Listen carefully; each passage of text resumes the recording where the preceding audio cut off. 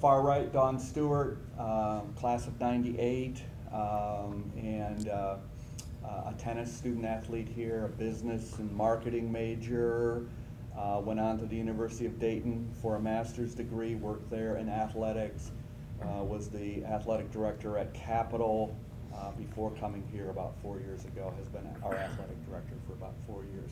Adam Prescott, a Mount Union grad, basketball student athlete there, communications major.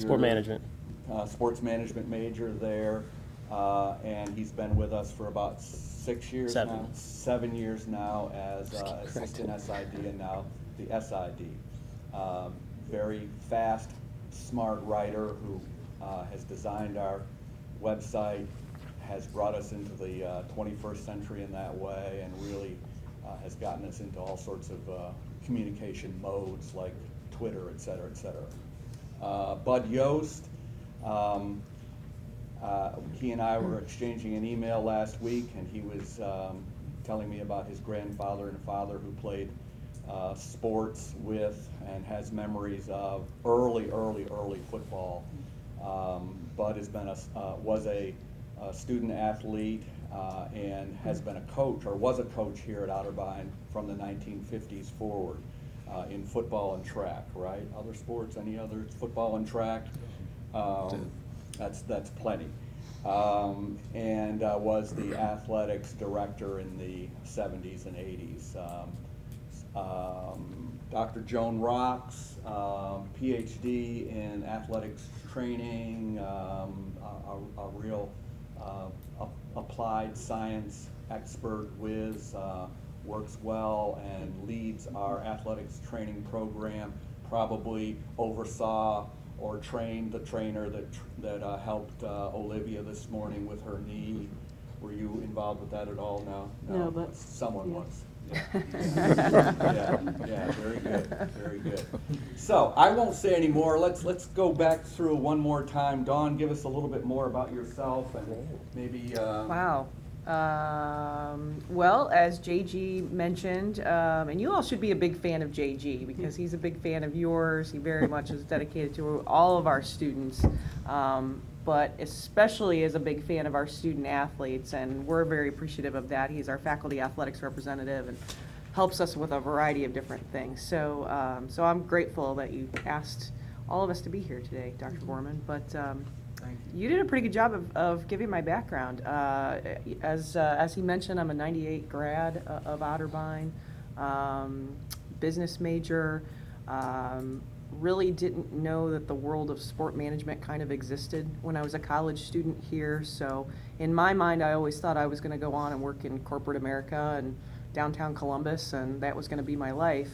But having been a student athlete and having worked as a work-study student in the athletics department while I was here at Otterbein, I really certainly had a passion for athletics and for all sports, and loved the idea of working with coaches and student athletes kind of behind the scenes. And so I didn't know it at the time, but that kind of set the tone for me for my career.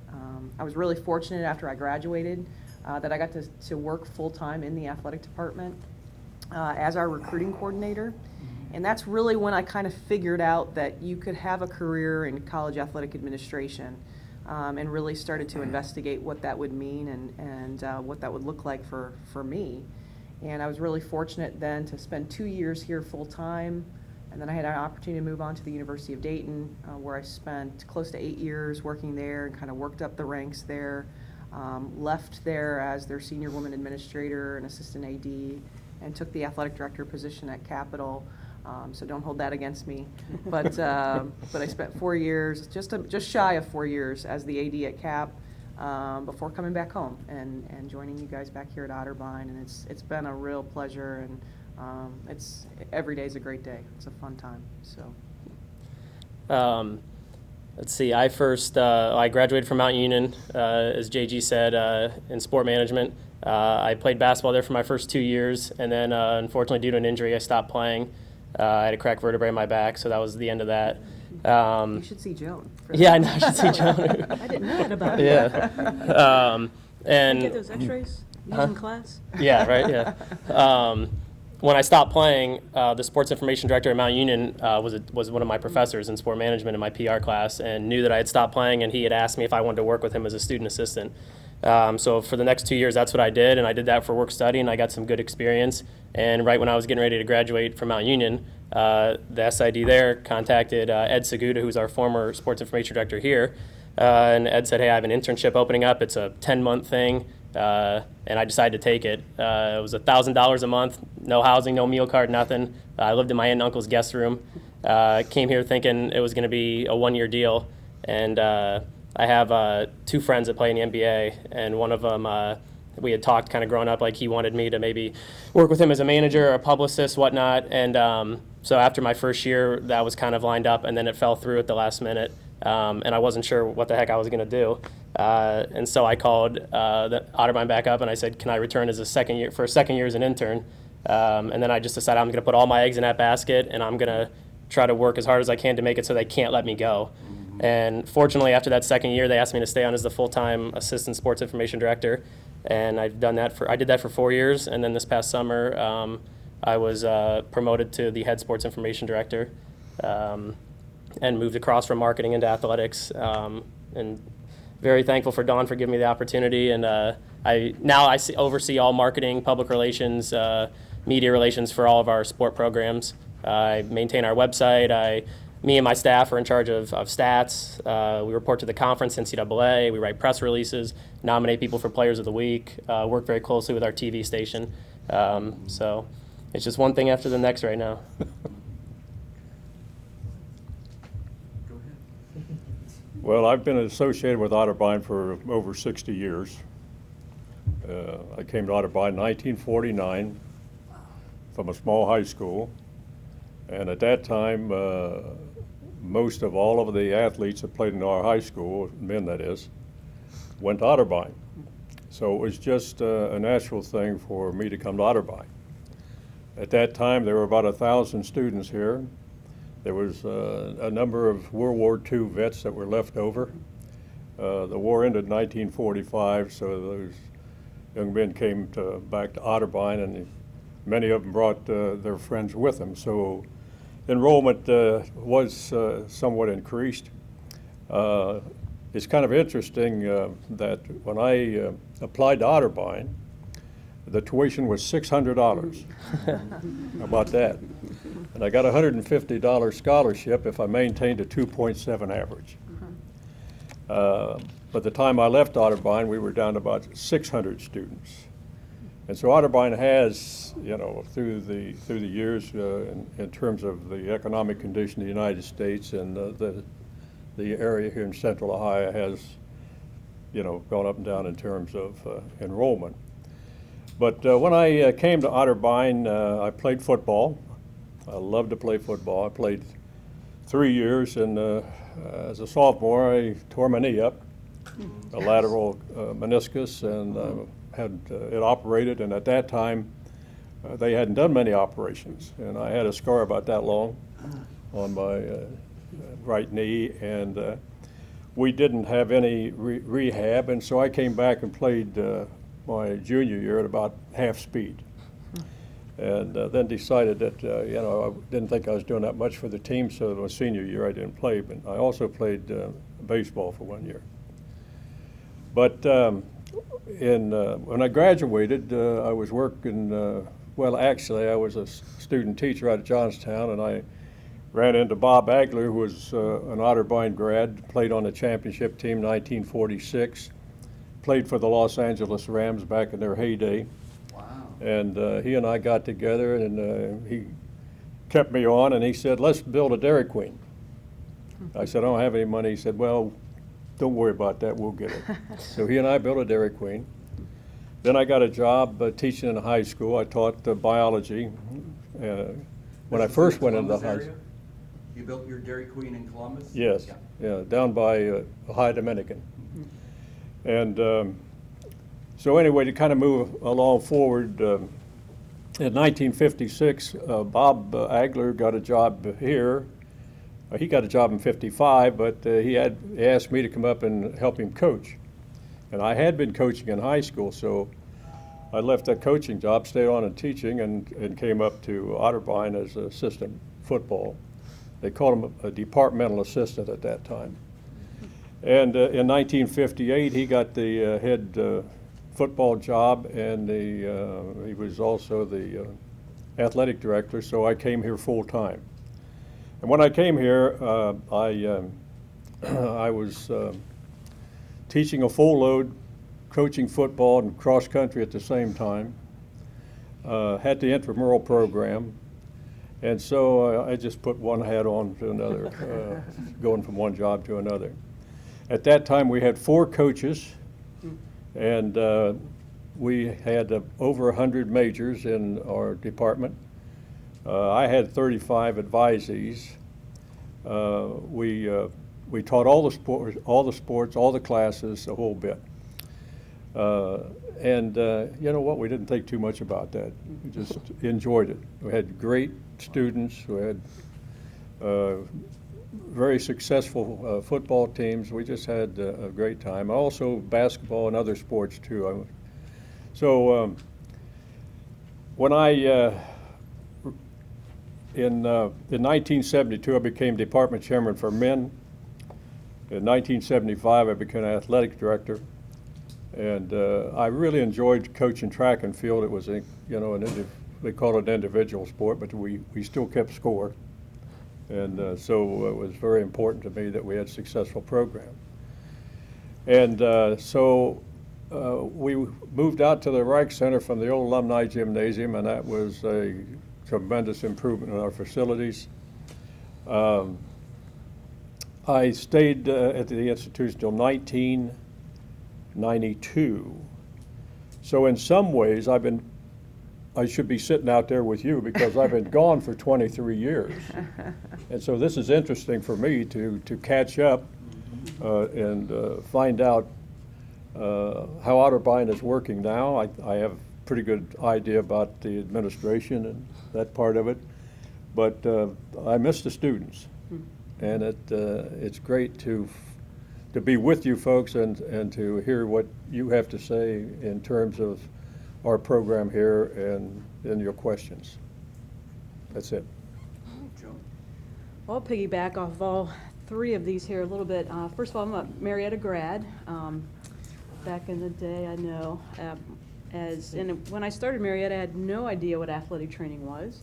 I realized what it was after my first year at Marietta, and ended up being a softball athlete and swam there for the YMCA just to kind of keep busy, I guess, what college kids do nowadays. But graduated and went to Canisius College in Buffalo, New York, where I received my Master's of Science in Sports Medicine.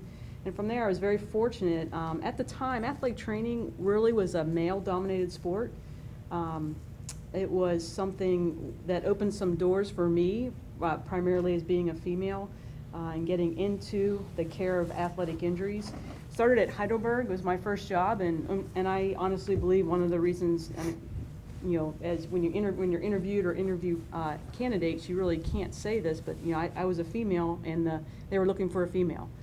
There was one male on staff at Heidelberg, and I was fortunate enough to get that position, was there for 5 years. And a similar thing happened here at Otterbein in 1992 when I started. I remember being interviewed by Dr. Yoest. We had 2 athletic trainers at the time, so I think it could have been obviously 50-50. One was male, one was female, and was fortunate enough to secure the assistant athletic trainer position, which was brand new. So since that time, I've been here, obviously. Otterbein has been extremely good to me in a wide number of ways, so I feel very loyal to Otterbein. My students will say, like, football's going to Marietta. They'll say, who are you cheering for? I'm like, I'm cheering for Otterbein, because that's really, in my heart, I don't think about that, much because of, one, how good Otterbein's been to me along the way, but also the people I've met. And I think that's one key thing here, that you can see all of us are a little bit connected. I remember when Dawn worked in the office, back in her days. I'm going to date myself a little bit, but took many long bus trips with Adam working women's soccer, and have really been very fortunate with that. But you know, it's a great place to be. I love hearing the history of all this, and then more importantly, I love hearing how everything's connected, and hopefully one of the key takeaway points you guys received today, it's really, in life in general, it's about relationships and how you build those and how you maintain those as well. So, let them. Good. Let me just interpose a bit of information here before we go to questions. It might be helpful. Dr. Yoest is mentioning that he taught everything. Right now what we have is Joan is the head of the academic department, the academic program, and it's called Health and Sports Sciences.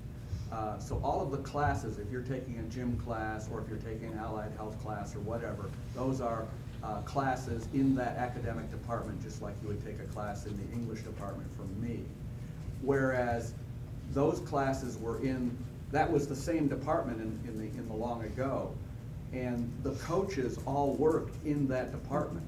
They were all paid primarily to teach classes, and we had very few and very little money going directly to coaching. So Dr. Yoest mentions that he came here as what was it called, an assistant? Departmental assistant. Yeah, departmental assistant. His position was really in the academic program, but part of his duties were coaching football. Is that somewhat accurate? Yes. Yeah. And that's all been rearranged in the last 25 years. Some of it has to do with Title IX, but now we have a separate athletics department. Dawn is the head of that, and our coaches no longer teach. Some of them do. Some of them still teach the phys ed classes, but primarily they're coaches. They're full-time coaches, and we have faculty members in health and sports sciences that teach the gym classes and also the other kinds of allied health athletic training. Okay. All right, questions. Anyone want to jump in with a question first? I've got several on the sheet here, but well, I guess I would like to start talking about facilities and see what are. That's the first question on the list. You know, so it might be obvious to those of us who have been here a long time how our facilities support the athletic programs. But could you say a little bit about that? Either our facilities, our true athletic facilities like the turf or the football field, but also our facilities in terms of the academic programs like the training room, that kind of stuff. So. I mean, I guess I could start, certainly the athletic facilities, I don't think it would be any surprise to you guys to know, I mean, that's our largest asset, physical, tangible asset. I mean, that's where you spend your time. Those of you that are student athletes, that's where you're spending your time training and competing. And so they're a critical part of our program, one, for your experience as student athletes, primarily for your experience, but you also know that they're a recruiting tool for us. You know, they're something that we can promote to prospective students, in terms of showing off what we have and how it is that you guys all go about, training and competing. So they're a very, very critical part of our day-to-day operation, but also, I would say, strategically in terms of how we're building our programs too. I think it's fascinating to learn how the facilities have evolved. And Bud can certainly speak to that more clearly, but then even too, that kind of lends to the separation of our program. JG talked about how health and sports science and athletics, at one point in time were one program, and coaches and faculty, essentially all served under that one umbrella. Well, now we are separate. And of course, we've just opened the doors of, a new facility for health and sports science, which is wonderful. So Joan can speak to that. So I think it's fascinating to see how that asset has evolved over the years and has become even more and more critical just to our day-to-day life and strategically overall for our operations. So. And just a little bit of perspective for you, from the athletic training side, I started here as an assistant athletic trainer, and that's where, I've been very fortunate along the way to land different roles. But when I started, we had 3 athletic trainers on staff. Today we have that primarily serviced the athletes, but we also taught in the athletic training program at the time. We now have 6 athletic trainers on staff and an additional 2.5 faculty dedicated to athletic training, but the 6 athletic trainers on staff are dedicated to servicing the athletic teams. And the other side of that, what Dr. Yoest and Dawn alluded to, is the coaching staff historically taught, all of you, anyone had an activity class, HPS activity class? Not yet. Not yet? Gym class Okay. like archery Yeah. or running Any of those? or tennis or? Not yet. No. That was taught by our coaches, and our full-time coaches had to teach 5 activity classes throughout the course of the quarter system, which was a lot to ask them to do. And just the evolution of athletics, the increase in the number of teams, the increase of the number of athletes and student athletes that we've had. At the time, I worked with Coach Reynolds to get the coaches out of that, because not only did the pressure on recruiting increase, but they now were adding, each coach was adding a preseason, an in-season, and a very significant off-season to their workload. So that has showed you how the responsibilities for those professions have significantly increased. And I think that, a couple coaches and being a recruiter, that's a tough job. That's a full-time job in the off-seasons for the coaches to do that. And they really do a wonderful job and help sustain the enrollment here at Otterbein. So I can tell you just briefly with facilities, when we put the new athletic training room in, the Freeman Athletic Training Center, our enrollment for the athletic training majors doubled that next year. So, and facilities do mean a lot. They mean a great deal, as Dawn alluded to. It's our bread and butter, is what we rely on to help make things work. We are fortunate to have the Davis Annex, which is now the Center of Health and Sports Sciences, open this past week. We've had a couple of our classes in there. I just came from one with our athletic training students, and they're just to see their smiles and see them just kind of, the excitement to learn first and foremost is just huge, and it's just really, it's a win-win, because it invigorates all of us all the way around. And I will say also, one other stat for you is the majors. We have 340 majors in our department. I will say Wow. 65% of those are student athletes. If you talk about sport management and athletic training, it's probably closer to 80% of those that are student athletes. So after that relationship and that partnership with the athletic department for us is huge. And it's really a win-win again, I think, because we are able to draw on the student athlete experience in our classes for many of the majors that we have. So we're always looking for ways to enhance that and improve that. But facility-wise, our new facility and our athletic training room is top of the line compared to most Division III schools across the country. So we're extremely fortunate, thanks to Doc Freeman laying the seed money to help get that started. Otterbein at the time allowed Chuck Goodwin, our head athletic trainer, and myself to help plan that facility. And I still remember the day we opened that, and the athletic training students just wanting to camp out and stay there overnight. So, well, we can't do that, but it was that's how excited they were and how much that meant to them. So it's been a huge asset to us. Right, and Dr. Freeman is an Otterbein grad, a team doctor for many years at Otterbein. Probably the only doctor. He was. In the early Yep. times in the 50s and 60s. His office used to be at the end of the road here on Home Street, and literally we would walk athletes up to his office when they had that immediate injury that needed to be looked at. The relationship again we had with Doc Freeman is we could pick up the phone and call, hey, I think we need to send this student athlete to get x-rays. He'd be like, okay, and he literally would drop things to come over and look at and care for our student athletes. That's how dedicated he was to the program, was instrumental in not only getting our program going academically, but the facilities that we have now. You mentioned the number of majors. When did the sports management majors start, roughly? Because that we hear that. It used to be health and fitness management, and then we branched that major off into sport management and health promotion and fitness, and I believe that was, I'm going to say like 99, 2000, somewhere around there. Right.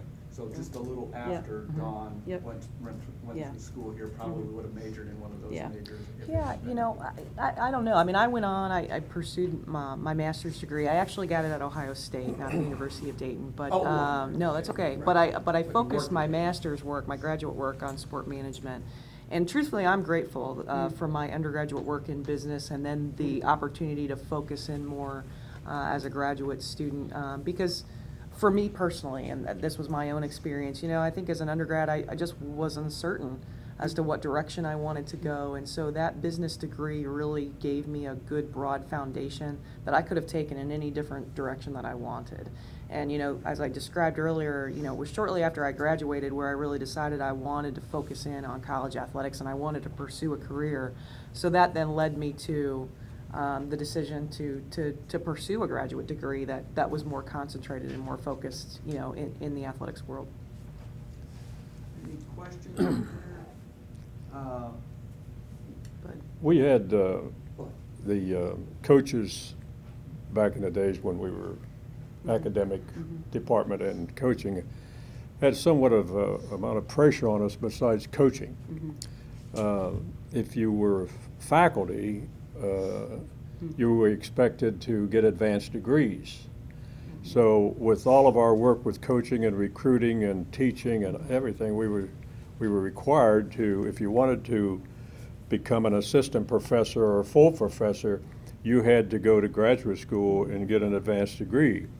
So I got a degree from Otterbein in 1953, a master's degree in 1963, and a PhD in 1973. And the way we did that is whenever we had some time off, we took classes. And during I think in the 60s, perhaps 70s, where it was normal to take a sabbatical every 7 years. Every 7 quarters. Every 7 Quarters. Well, no, it was you're years, right. every 7 years. But then we had a change where every 7 quarters you could get a term off. And so that allowed us to be free to take time off. But if you did that and you were coaching, you still had to work. You still had to recruit. You still had to come back and be involved. You didn't leave the office because you were going to graduate school. So a lot of changes have taken place on that. And a lot of pressure off of the coaches and the setup that we have now. They're relieved of that kind of pressure. So there's good and also I think some bad to that. Yeah. All right. I think we're handling number 1 and number 2. Let's jump down to number 3. Are we competitive? Do we think about that? How do we think about that? You know, given the broad spectrum of Division III, I guess this question might also include, you know, have we ever thought about changing to another division like Division II?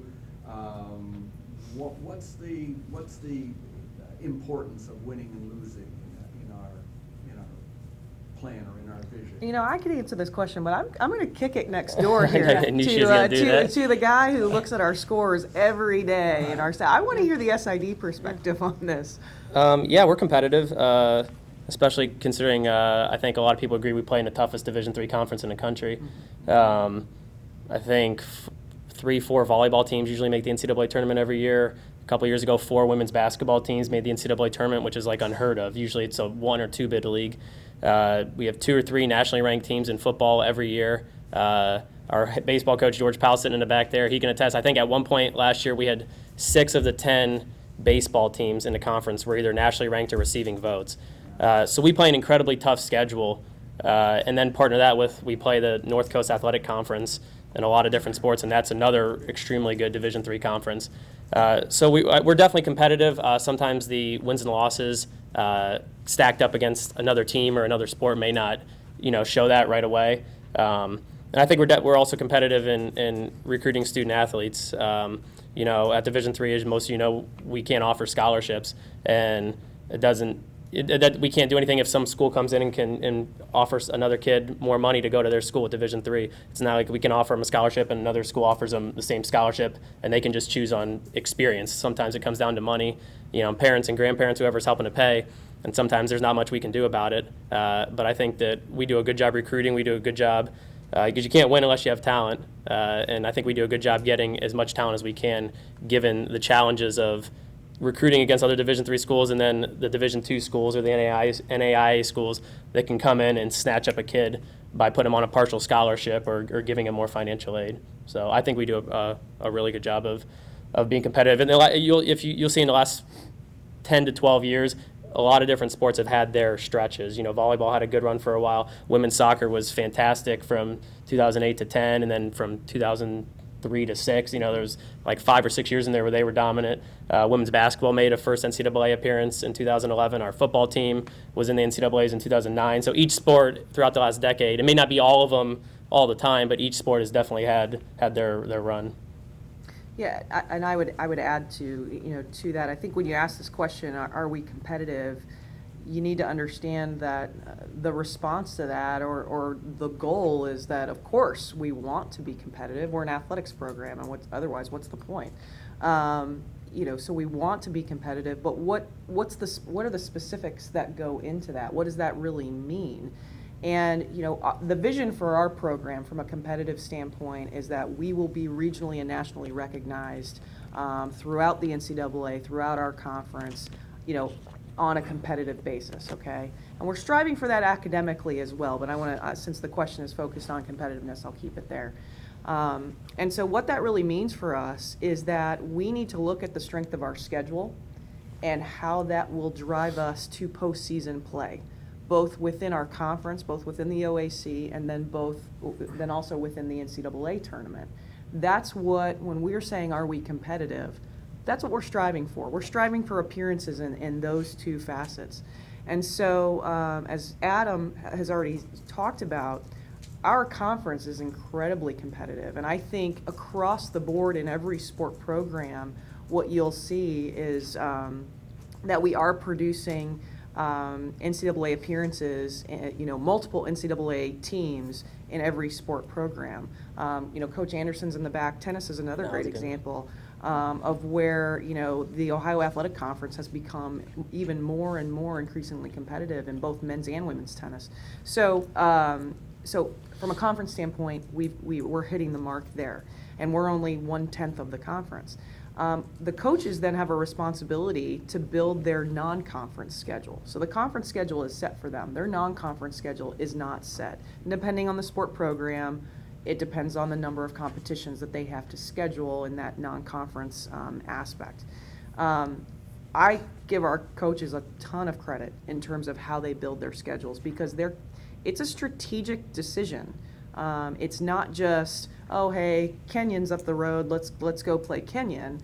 The coaches take a great deal of time evaluating who's on their roster, what the competitive level of their team is at that point in time, and then what's the psychology behind scheduling other sport programs. Is it that we're trying to get a quick win because we want to position our team and build the confidence of our team to roll into maybe what the next competition is, which might be an OAC conference school?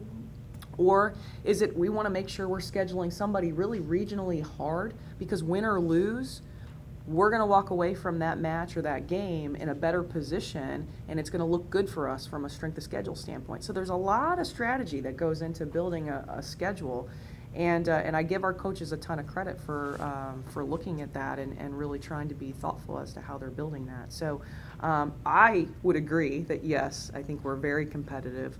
My goal for us as a program is that, as Adam alluded to, we've had our programs kind of here and there. We've had programs be competitive for a stretch of 4 or 5 years, then we might take a step back, then they'll rebuild and we're competitive again for 4 or 5 years.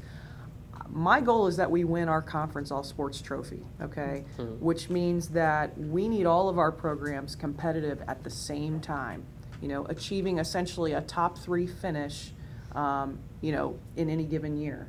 And so as a program, that's what we're striving for. My job is to support the coaches in that effort and try to help them, get there and provide the student athletes with the best experience possible to move them along in that effort.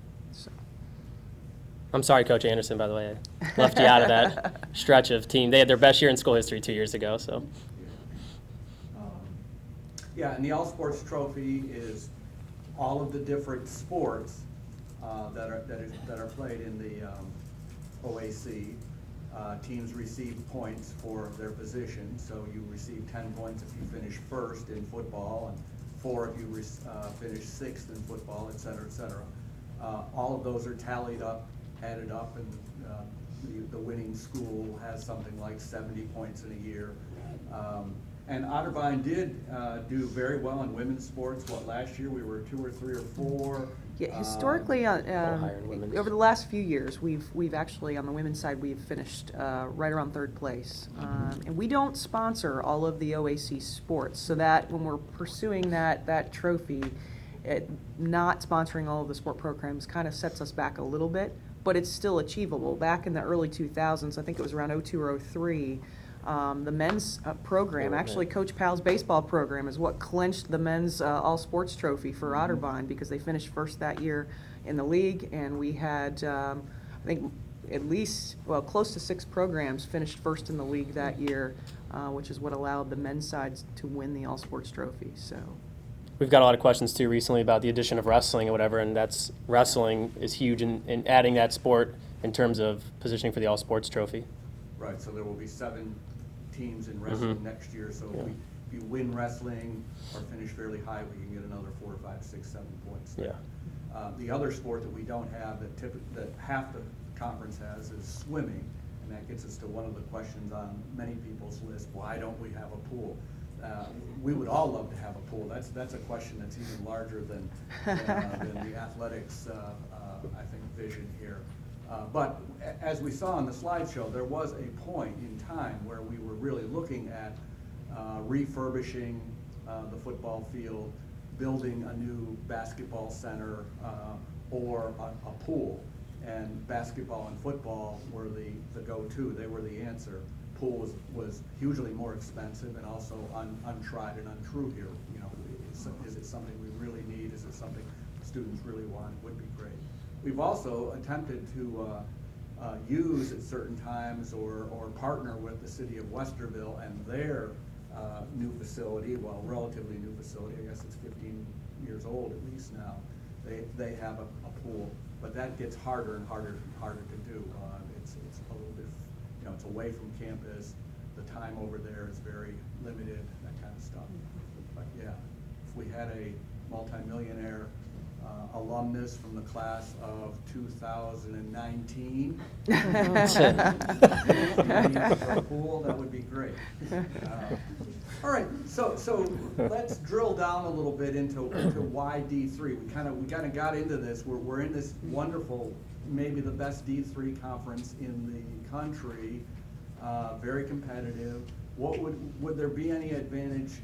The other possibilities for us would be Division I. No, we can't go to Division I. That's for huge schools with lots more money than us.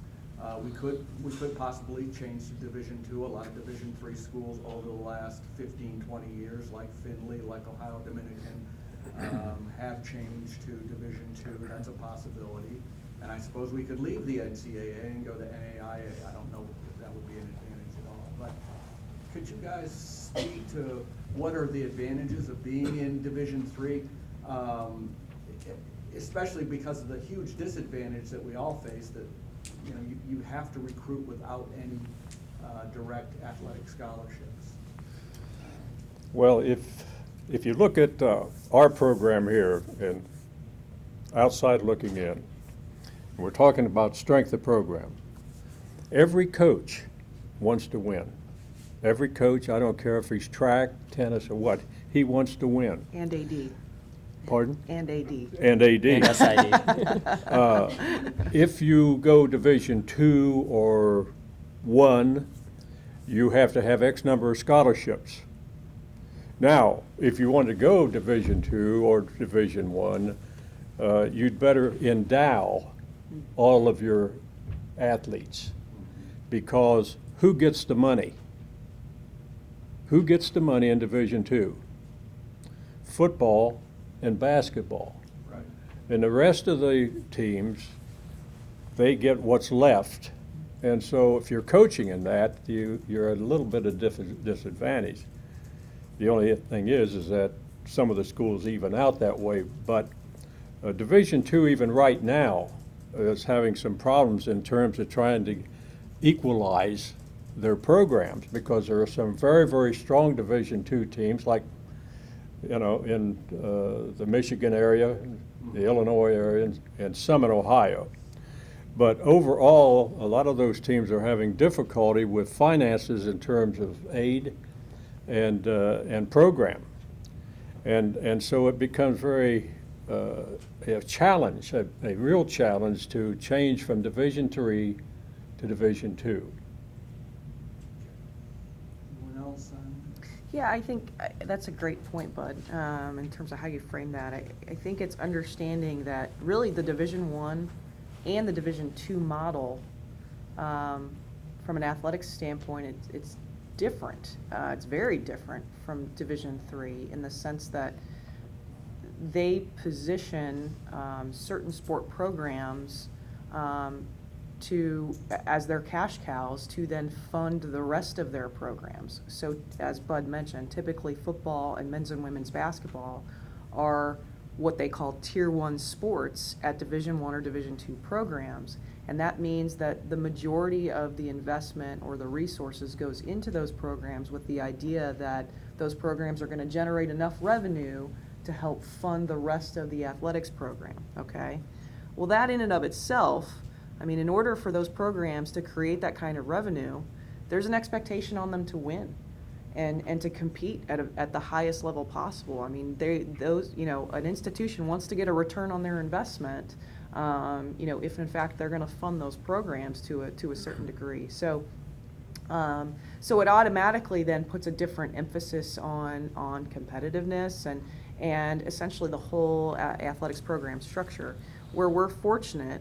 Where I'm fortunate, because this is, my philosophy, as an administrator, is that I get to focus on every student athlete and every program the same way and provide, the same level of personal investment as well as financial support and resources or whatever else that might mean, to make sure that the experience is as high as it possibly can be.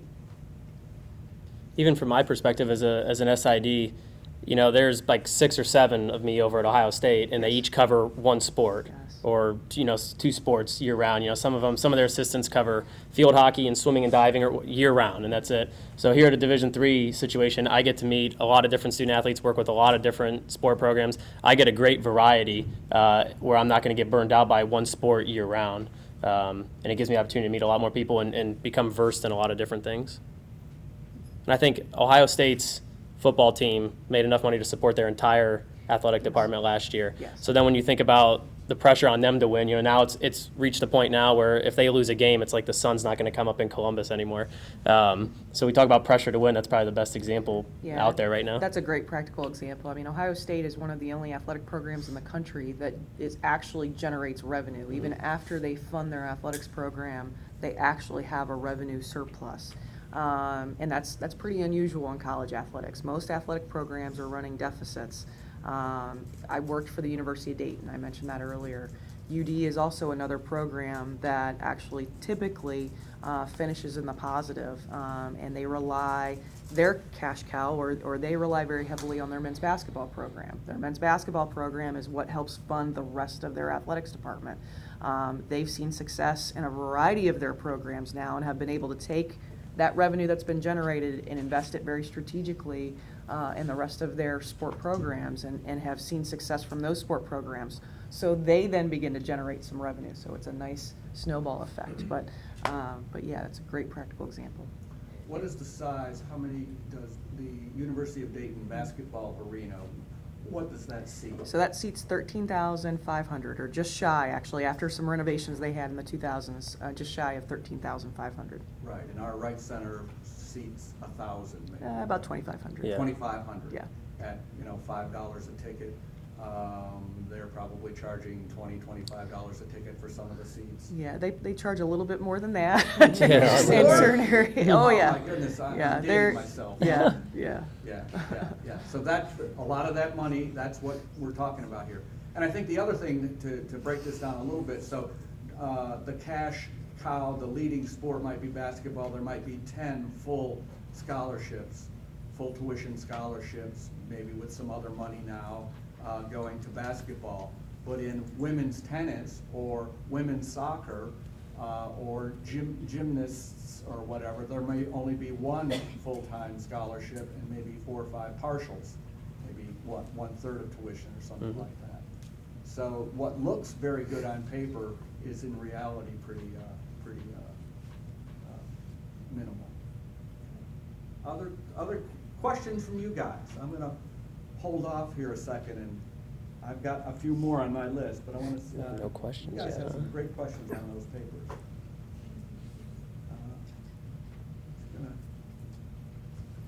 No? Okay. Mason, No, sir. question? I've been shy to ask the Being first shy. question, right? I'm gonna call Mason out here. He's gonna be the first captain of our wrestling team. All right. Okay. Is Otterbein capable of expanding so we can get new facilities, like a new right? or Sure. something like that? I think in 2019, when we have that multi-million-dollar donor, then we will certainly be ready to add new facilities. No, in all seriousness, sure. You know, I think one of JG's questions is about what's our facility vision.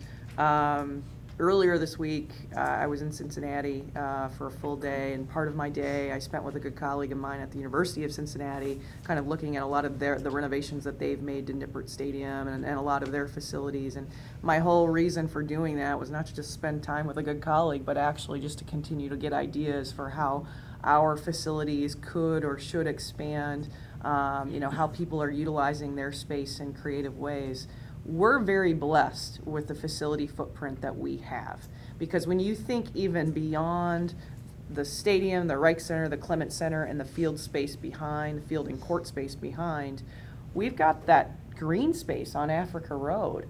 And, you know, having spent time at Capital University, having spent time earlier this week at the University of Cincinnati, that are 2 urban campuses where they are very landlocked, we have a lot of opportunity for expansion.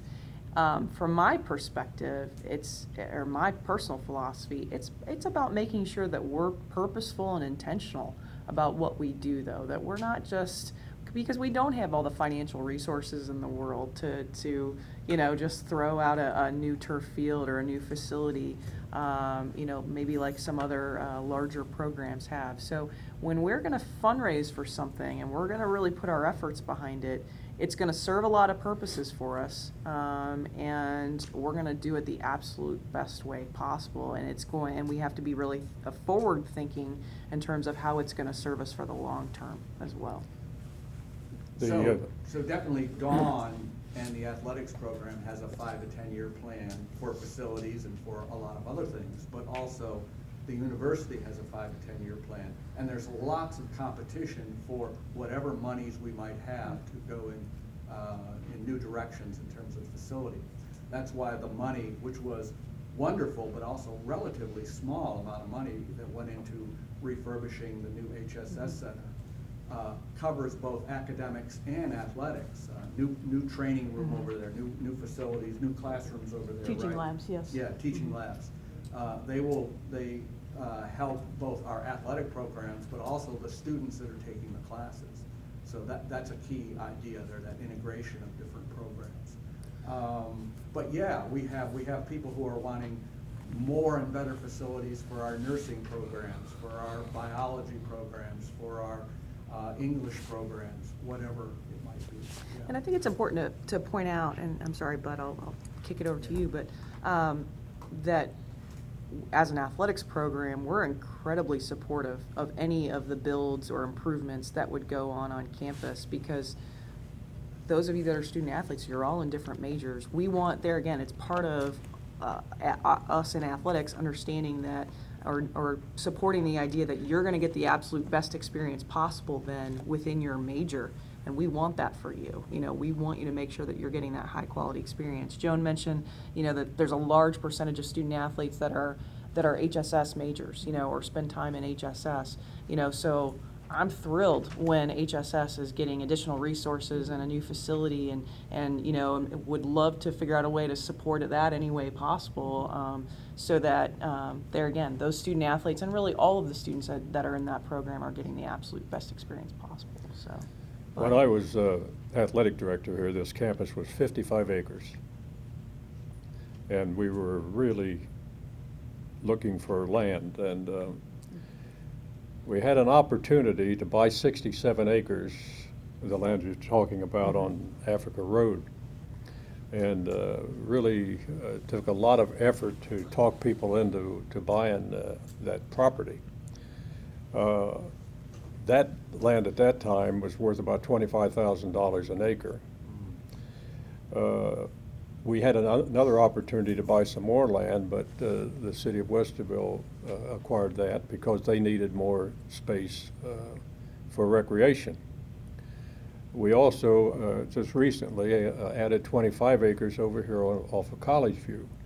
Now we're in very good shape, I think, by having that property plus the Africa Road property, because I was at a meeting the other day, and the planning people in Westerville said that there is only 400 acres left in Westerville, the city of Westerville, for construction.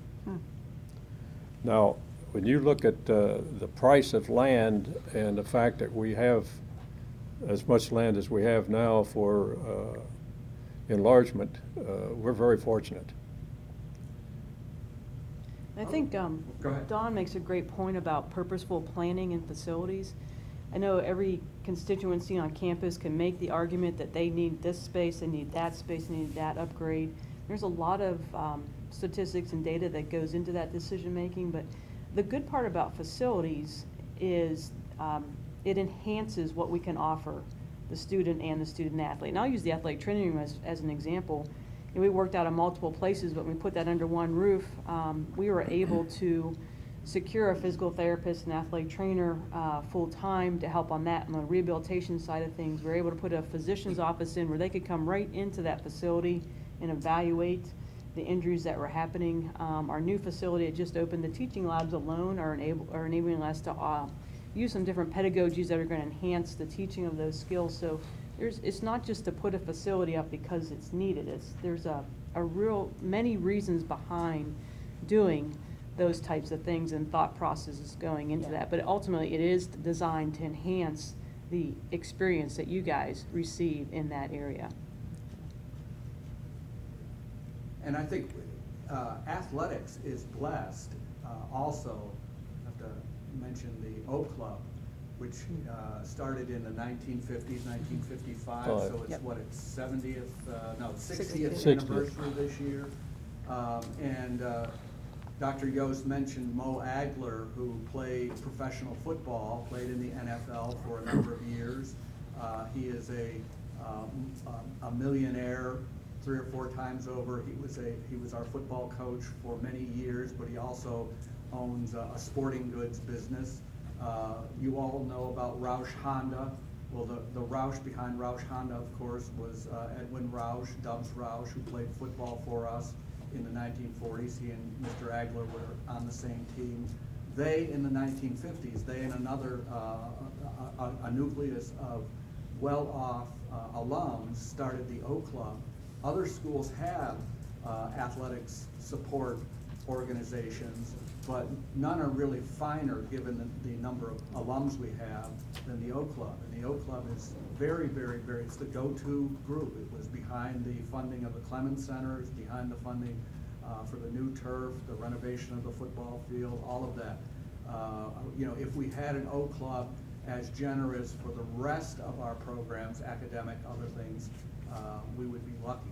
We're really lucky to have the O Club. So, and we'll be looking for you to join the O Club in 2019 when you leave the school, that's for sure. Other questions? So Mason is way ahead. I remember I'm giving 1A this semester. Mason's getting it right now because he asked the question. Now come on, there you are. All right, Gina. How is the decision made on to what athletic program to establish, like versus establishing a wrestling team versus a Sure.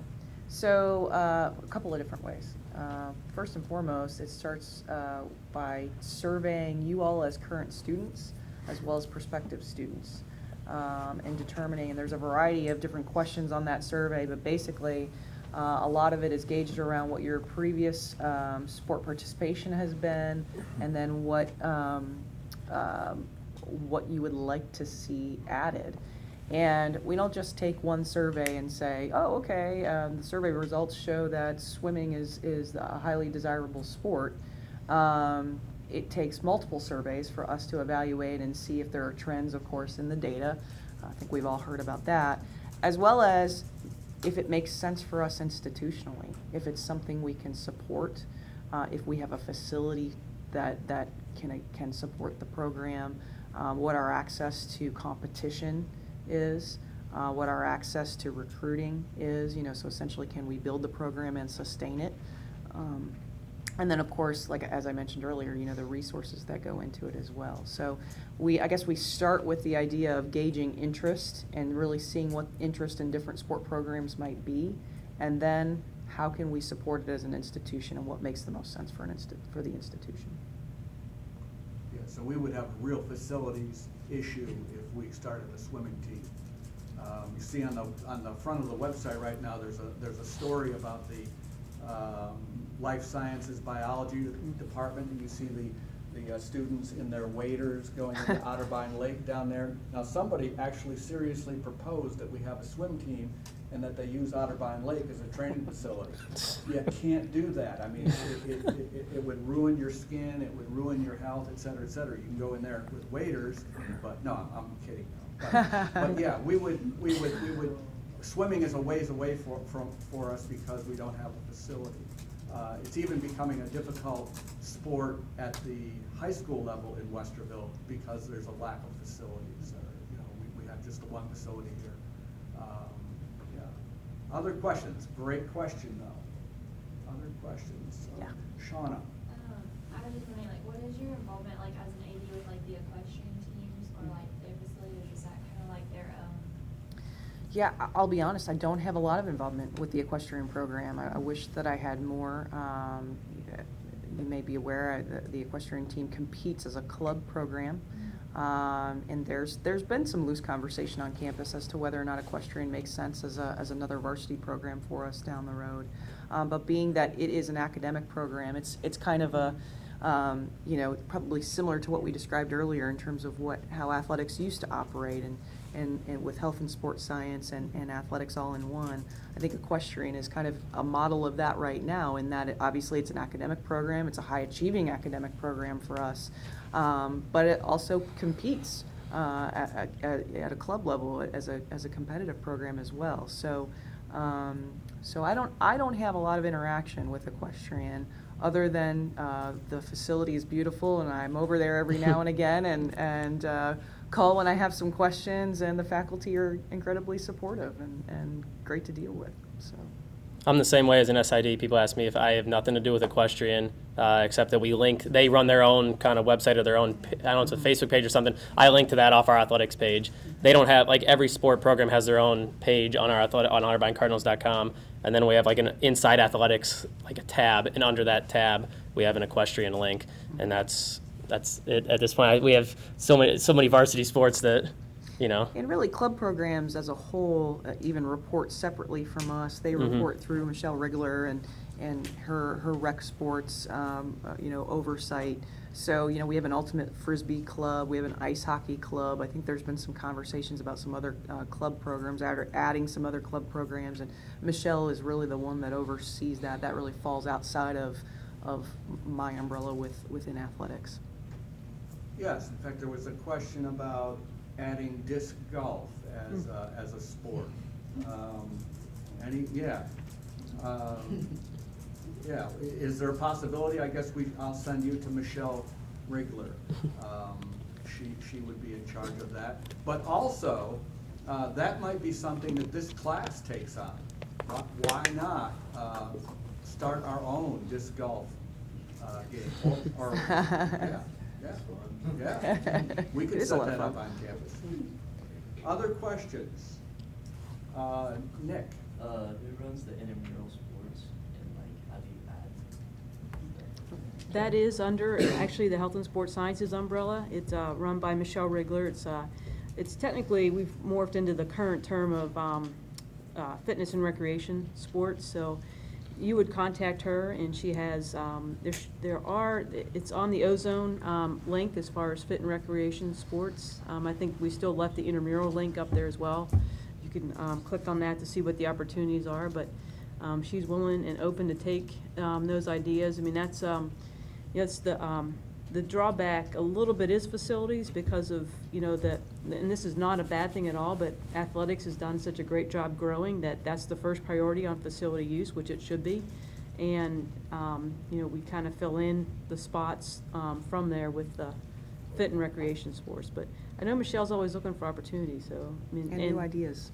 Yeah, new ideas. I mean, I think the trend of interest changes, and she's always looking for that as well. It's we used to have a huge basketball intramural fitness and recreation program. That's still fairly big, but volleyball is, yay. I saw them walking out there, So I guess we've come to the end of our time. Thank you very, very, very much.